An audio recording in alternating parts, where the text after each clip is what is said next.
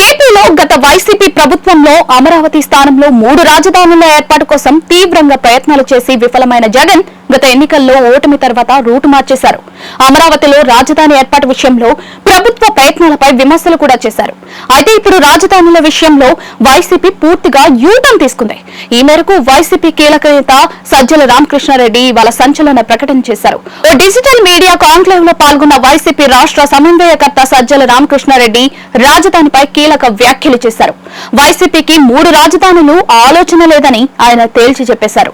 జగన్ అమరావతి నుండే పరిపాలన సాగిస్తారని సజ్జల తెలిపారు. వైసీపీ ప్రభుత్వం ఏర్పడిన వెంటనే రైతుల ఫ్లాట్స్ అభివృద్ధి చేసి ఇస్తామని ప్రకటించారు. ఖర్చు తగ్గించి ప్రభుత్వంపై భారం తగ్గిస్తూ గుంటూరు విజయవాడ మధ్య మహానగర నిర్మాణానికి కృషి చేస్తామని సజ్జల ప్రకటించారు. 2019లో ఏపీలో జరిగిన ఎన్నికల్లో అమరావతి రాజధాని అంటూ మద్దతిచ్చిన వైసీపీ అధికారంలోకి వచ్చాక మాత్రం అమరావతి స్థానంలో 3 రాజధానుల ఏర్పాటు చేస్తామని ప్రకటించింది. అభివృద్ధి వికేంద్రీకరణ కోసమంటూ 3 రాజధానుల్ని తెరపైకి తెచ్చింది. దీంతో అమరావతి రైతులు కోర్టుల్ని ఆశ్రయించారు. ఈ నేపథ్యంలో 3 రాజధానుల ప్రక్రియకు బ్రేక్ పడింది. ఆ తర్వాత అమరావతి విషయంలో రైతులతో పాటు స్థానికుల్ని టార్గెట్ చేస్తూ వచ్చిన వైసీపీ సర్కార్ 2024 ఎన్నికల్లో ఓటమి పాలైంది.